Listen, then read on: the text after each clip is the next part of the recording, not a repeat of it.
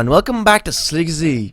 We left off last episode over here where I was just showing you guys these townhouses. So right now I'll still continue the tour of Vinci. We might as well since we're in the neighborhood. So basically, these were the townhouses that I showcased last time. Maybe I'll just show the interior of a few other townhouses. Like, let's say this one, which is a pretty tall townhouse, one of the tallest in Vinci. This was previously the tallest building, which was beat recently by this one, which, I mean, I'm pretty sure it was. Let's check in F3. It is at 91. Yeah, and that one over there is at 89, the height. Just so you guys see a little bit what this building is, which is not finished. Anyway, I'll just show you guys right after. And I'm gonna just decrease my chunks a little bit because there's no reason that I keep that many. Just I wanted to show you initially how large the map was, but I showed you guys in the first episode, so yeah. Alright, people, so this over here, the townhouse, which I built, and also you go inside. It's a very large place, so it's not furnished a lot, like a crazy amount, you know. It's just enough, with a little table here, then the bedroom, and then you go up. You see, like here I didn't even put anything, but I guess it is a shame that I don't do the interiors, but it's because me and LP, my friend, that we've been building this map for a good 2 years. But it's not 2 full years, it's 2 summers actually. But like the summers of the 2 past years. But yeah, like we just really love the impact that buildings provide from the outside, you know. So that's why we generally don't really have time to finish to do the interiors, or we just pass on to another build. So, yeah, so I was showing you guys in the last episode this little cemetery over here. So I guess I can show you the little chapel that's in the cemetery, which is a pretty cute little chapel. This over here is a very neat trick, by the way, guys. If you get the armor stand and then you get a cobblestone wall, let's say you come over here, you put the cobblestone, okay, it's not going to work for here, but let's say you put the cobblestone wall, then you take the armor stand and you just put it above. It'll seep through it and it'll become a cross. So that is perfect for any religious things you want to build. I use it quite a lot. Like I put it over here since this is a monastery building. The Blue Brothers live in here. But I'll show you guys a chapel, which the Carnation Chapel in the Priory of Hesse, which yeah, I guess we could have put like a few stairs, you know, to make seats and whatnot, but we didn't because we just like fly from build to build actually. So here's like the under chapel. I wonder if there is anything that was built here. I wonder if we did do anything here. Okay, so here I think it connects to the sewers. Yeah, which sewers have not been done either, but yeah, so it just connects to the sewers. So this, nothing has been done here actually, and then it just connects to this place, which is under the townhouses. So that was a chapel. Actually, not much to see in the chapel, guys, but yeah, that was a chapel, Carnation Chapel. Here, there's a few more houses. For example, this guy over here is yeah, you see, not even finished the interior. You see, so sometimes we just go to something else so quickly. So, but for example, which is cool is that this guy lives on the first floor, but if there's another guy that lives on the second floor, and you take these stairs, and then you go up, and he actually has 2 floors. So that's cool. It's a cool little design. And then there's another guy. Let's say you can go from up here, and you're after another guy of Chaplain Merquin that lives over here. And Chaplain Merquin lives he has a pretty interesting looking house. His house is raised in the air and it's just sitting on some stilts here. So that's a pretty cool design if you guys want to incorporate it in your builds. It's very cool. So yeah, so this was the house of Chaplain Merquin, and over here there's just this little drop here, and right in here there is that sewer that I showed you guys in the first episode. It was cool because it opens up here.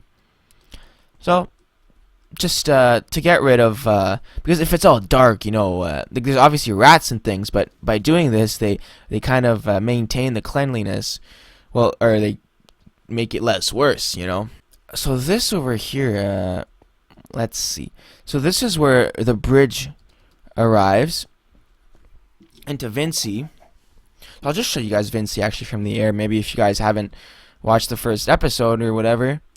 So this is the bridge that leads in from main town, and yeah, so it leads into here, and then what can I say?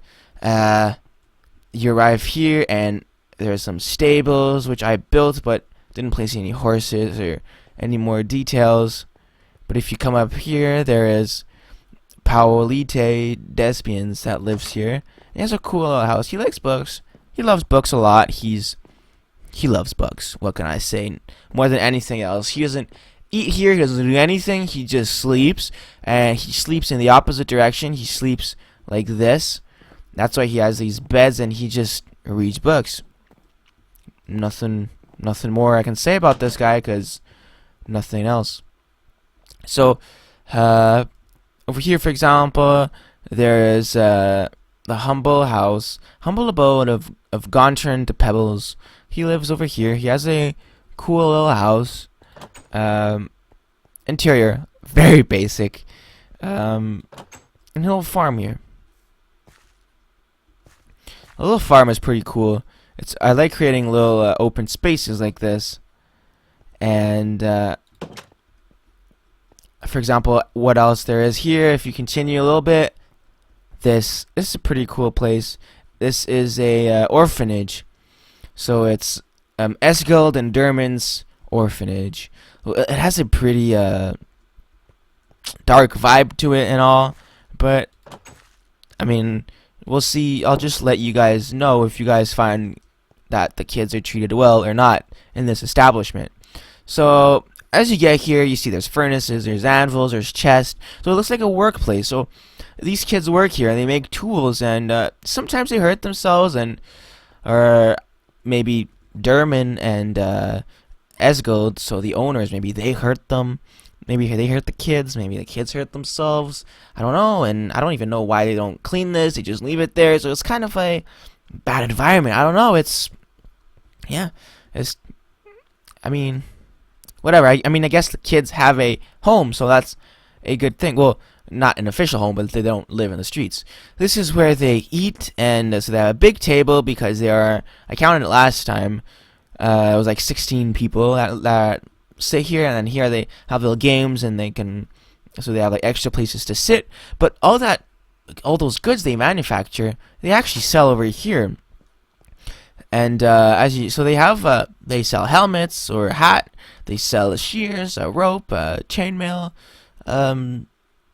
t-shirt, I guess. It's not a t-shirt, but I might as well say it's a chainmail t-shirt. Then there's a name tag, there's a compass, so they sell over here.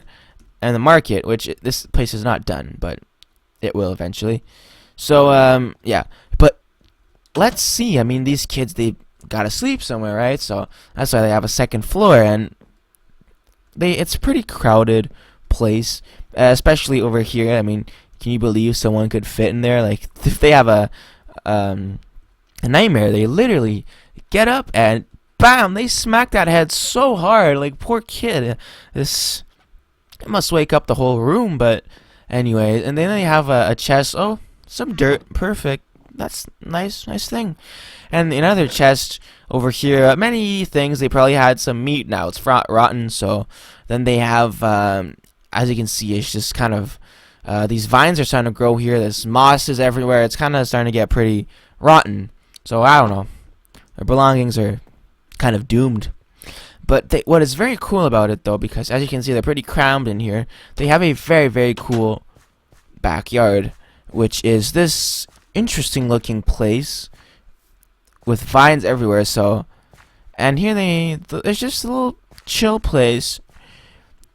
What is kind of scary, though, is no one can hear them, no one can see them. Anything can happen to them here. So these kids run around, these kids do things, and the owners of the orphanage are not the best people. They're kind of ill-tempered, and there have been multiple reports and people and things like that. But we're in the Middle Ages, and nobody really cares. And there's so many stereotypes about like kids that live in the orphanages are abandoned and whatnot, and nobody really wants to see them. So yeah, pretty bad things happen here, but it's just something that people have to deal with, because I'll show you what it looks like from above. Oh, from above. So here it just says that it's the orphanage here and that they're open for adoptions. But from above, it's basically a little courtyard which has been covered in vines between these two homes and the orphanage. So it is a very cool thing. It is a very cool creation from an urban point of view.